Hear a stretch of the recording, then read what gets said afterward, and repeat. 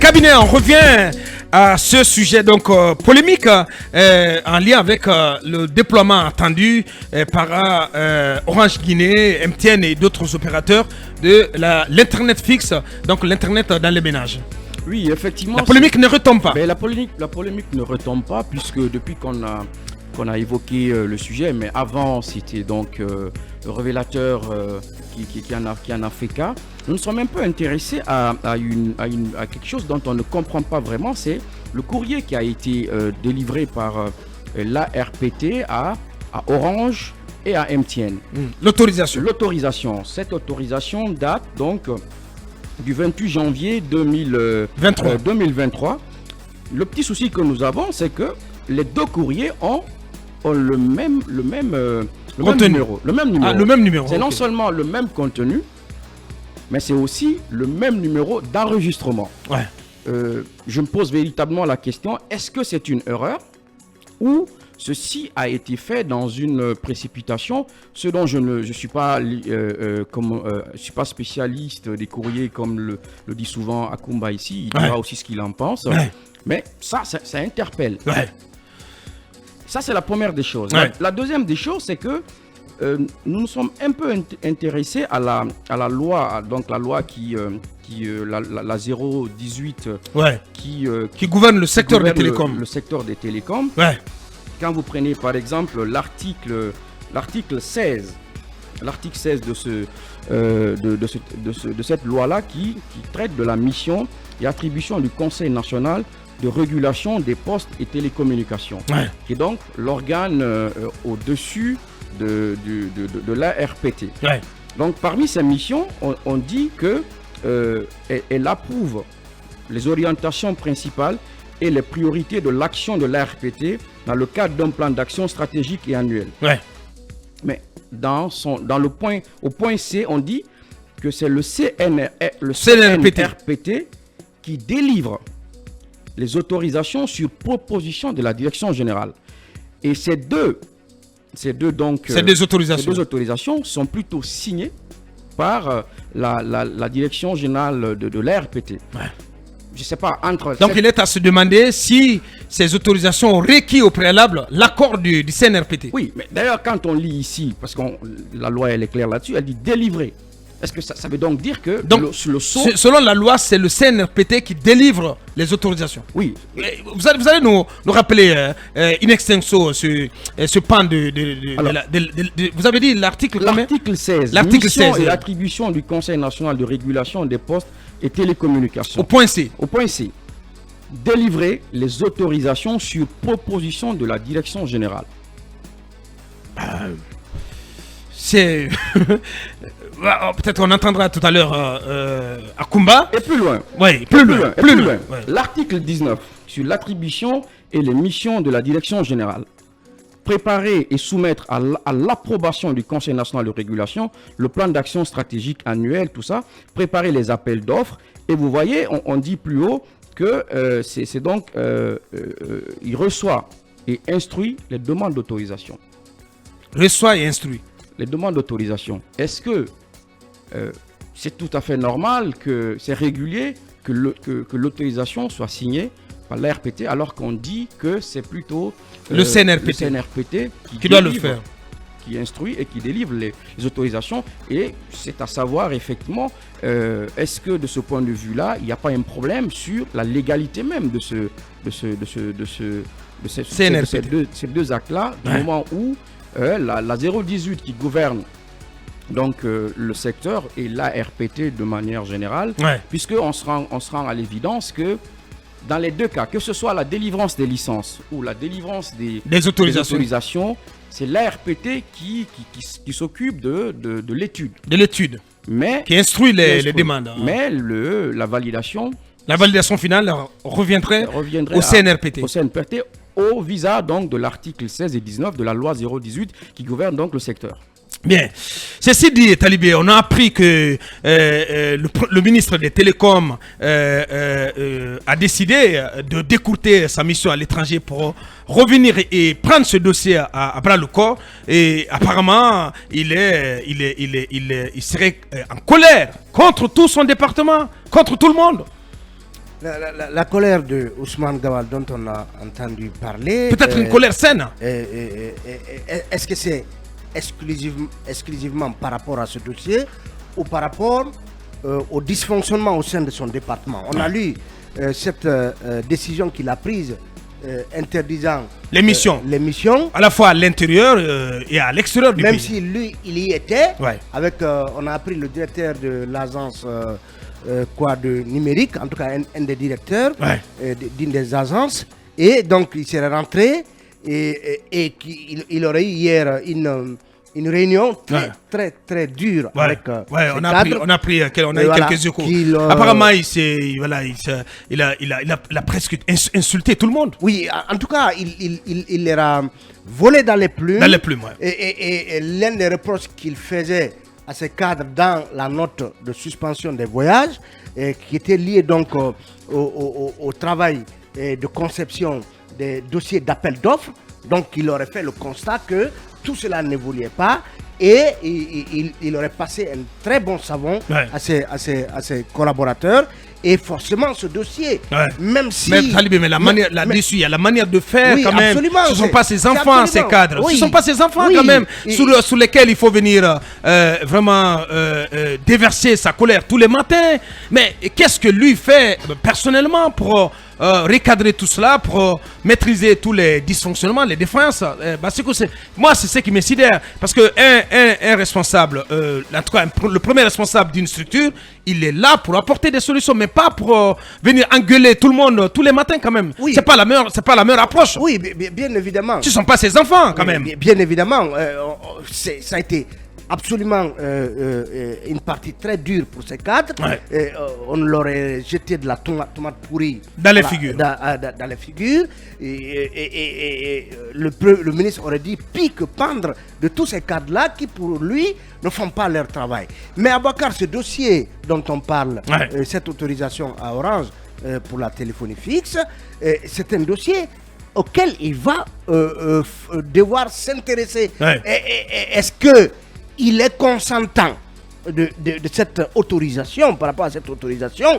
Parce que dans l'autorisation, on ne voit pas l'ARPT qui dit après avis favorable du ministre des Télécommunications, après consultation de cette structure de ce CNRPT. De ce CNRPT, nous avons donc, est-ce que c'est de façon solitaire que l'ARPT l'a fait? Et Abouakar, moi je me scandalisais ici que le DG de l'ARPT dise Guinée Télécom c'est pour quand?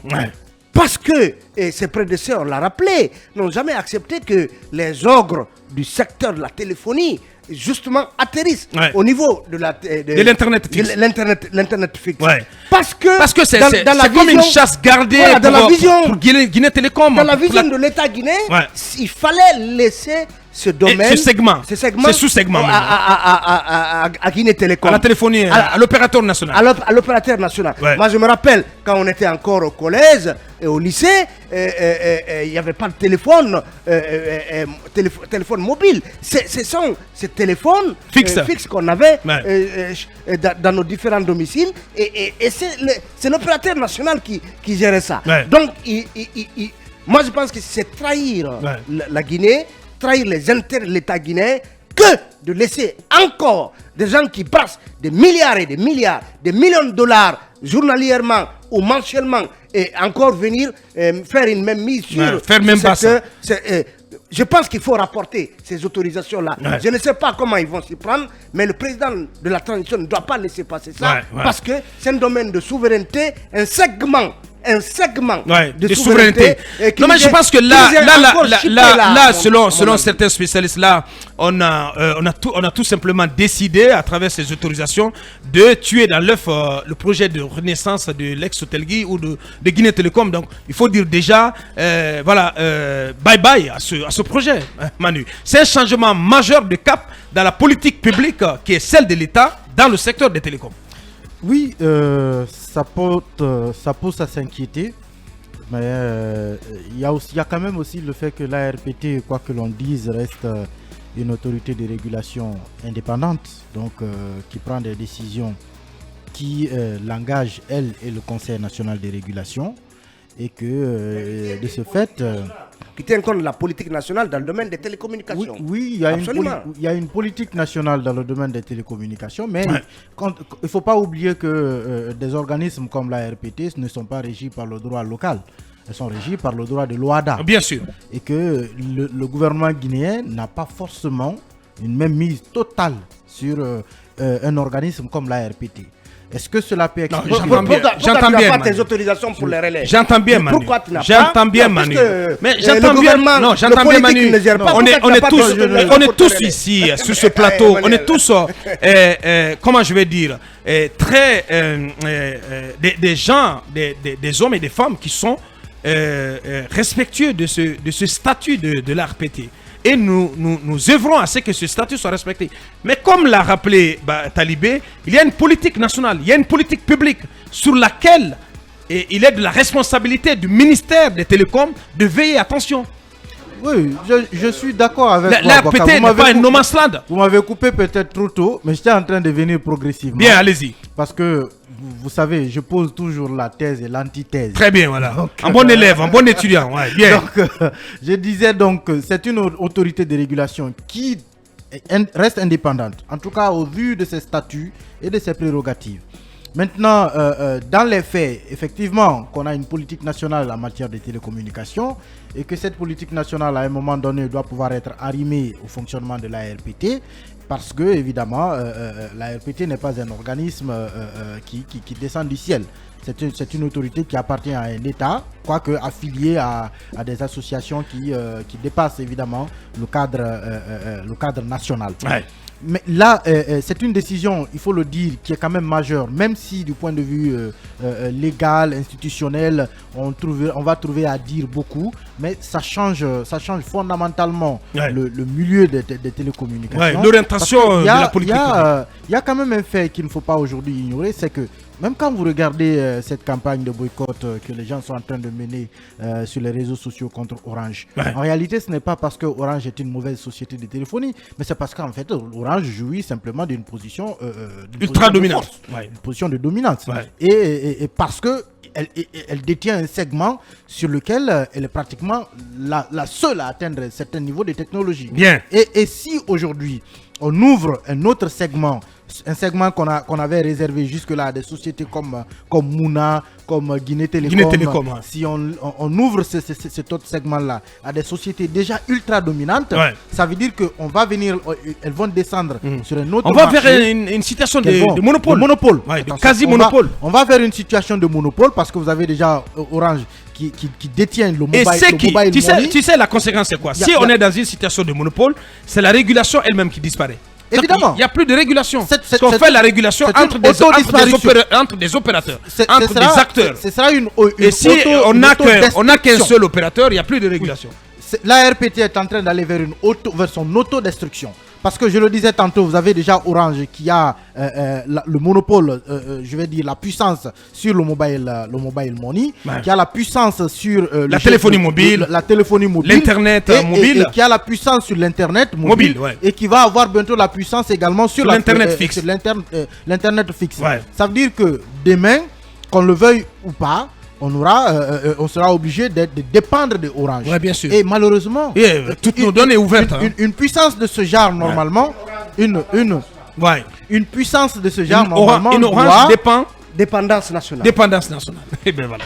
Une puissance de ce genre, normalement, doit, s'il le faut, revenir à une société de niveau national. Bien. Parce qu'il ne faut pas oublier que, quoi que l'on dise, Orange Guinée est une société sénégalaise. Bien sûr. Donc, un monopole sur les télécoms en Guinée, c'est de l'argent au trésor public sénégalais. Bien. Donc, on s'appauvrit pour enrichir le Sénégal. Bien. Il faut sans oublier que toutes nos données, celles même de l'État, plus au sommet, il faut faire très attention. Il y a déjà des sociétés guinéennes. J'ai 3 minutes pour boucler ce sujet. 3 minutes. Mouna et les autres. Bien, 3 minutes. Il faut les laisser évoluer. Je vais en donner à chacun, vraiment qui ne s'est pas exprimé aussi, à chacun un bout de temps, s'il vous plaît.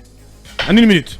Non, c'est en Guinée qu'on voit une telle pratique, qu'une société privée s'accapare de l'essentiel du monopole dans le secteur de la téléphonie. C'est du jamais vu. C'est du jamais vu. Allez-y dans la sous-région, voyez, les segments les plus importants de la téléphonie sont détenus, notamment par les sociétés nationales qui sont créées. Je ne peux pas comprendre en Guinée qu'on puisse laisser une telle anarchie régner. Pour moi, c'est de l'anarchie. C'est de laisser aller comme veut faire Aboubacar Gabi. Comment ça, de l'anarchie? Non, parce qu'on ne peut pas comprendre. Aujourd'hui, en plus de tout ce qui a été rappelé par Emmanuel, encore que l'Internet fixe aussi, soit aussi dans donc là, le viseur de Orange. Il y a lieu aujourd'hui vraiment de s'interroger sur tout ce qui s'est passé. Et je pense que le ministre des Télécommunications doit tout faire pour apporter ces autorisations-là. Parce qu'en réalité, ça tue la concurrence et puis ça expose également nos données. C'est ça la vérité. Bien parce qu'aujourd'hui, nous sommes tous dépendants aujourd'hui d'Orange. Et puis le mouvement qui est né, ce mouvement boycott-là, sincèrement, c'est tout à fait normal parce que vous voyez, assez de difficultés. Comment ça, c'est tout à fait normal? Tu peux pas défendre cela. Il y a suffisamment de problèmes. Aboubacar, il y a des problèmes au niveau du coût, de la qualité de l'Internet, tout ça aujourd'hui. Sincèrement, le Guinée souffre aujourd'hui. Merci surtout d'avoir été bref. Ouais, Akoumba, je compte sur vous également pour être bref. Allez-y. Je serai très bref, sauf que je ne suis pas d'accord cette fois-ci avec M. Emma. Orange Guinée est une société de droit guinéen. Peut-être que c'est... Vous dites? Tu as parfaitement raison, ce n'est pas une société anonyme, elle n'est pas régie par l'OADA, c'est plutôt par l'acte uniforme de la CEDEAO. Ensuite... Comment? Orange Guinée. Non, il parlait de l'ARPT. C'est l'ARPT qui est régie par OADA, mais Bien Orange Guinée, c'est une société sénégalaise. Justement, ça relève de la c'est une société, c'est une filiale. Est-ce que je peux terminer? Bien, allez-y, Akoumba. Est-ce que je peux terminer? Allez-y, Akoumba. MTM était une filiale d'une société sud-africaine, sauf erreur de ma part. Ouais. C'est-à-dire Ariba. Bien sûr. Celcom est une société filiale. Celcom Guinée est une société filiale des intérêts américains. Ouais. Je ne crois pas que le fait que Orange Guinée soit une filiale d'une société sénégalaise soit un très sérieux problème parce que la gouvernance des entreprises est assez claire. Mais sur le point sur lequel je vais vite, c'est que Monsieur le ministre des Télécommunications a cette fois-ci une difficulté, une très sérieuse difficulté. Premièrement, à l'habitat, c'est lui qui avait mis son équipe de travail. Contrairement au ministère des Télécommunications, il a trouvé une équipe sur place. Est-ce qu'il faudra lui permettre de mettre sa propre équipe pour être en harmonie avec ses politiques? Une tentative qui aurait échoué. D'accord. Une tentative qui on aurait a pris échoué. cela, ouais. D'accord. Ouais, Est-ce qu'il faut aller en ce sens-là pour qu'il ait sa propre équipe? Je n'en sais absolument rien. Mais est-ce qu'il faille maintenant le laisser dans une équipe où il y a une dichotomie parce qu'il subit pratiquement le même sort que Mme Aminata Kaba. Mme Aminata n'a pas son équipe au ministère de l'Information. Ouais. Alors, est-ce qu'il faut changer tout ça? Mais il y a un fait il y a une évidence que M. Ousmane Gawal ne soit pas en harmonie avec ses collaborateurs, ce n'est pas de la nouveauté. Ce n'est pas du tout de la nouveauté, mais je pense que dans une équipe ministérielle, il faut permettre au premier dirigeant d'avoir sa propre équipe qui pourrait peut-être conduire sa propre politique pour qu'il en soit le seul responsable de l'échec ou de la réussite. Bien. Mamadou Ouri, voilà, je pense, merci bien. Allez, ceci dit, on va poursuivre notre émission dans un court instant.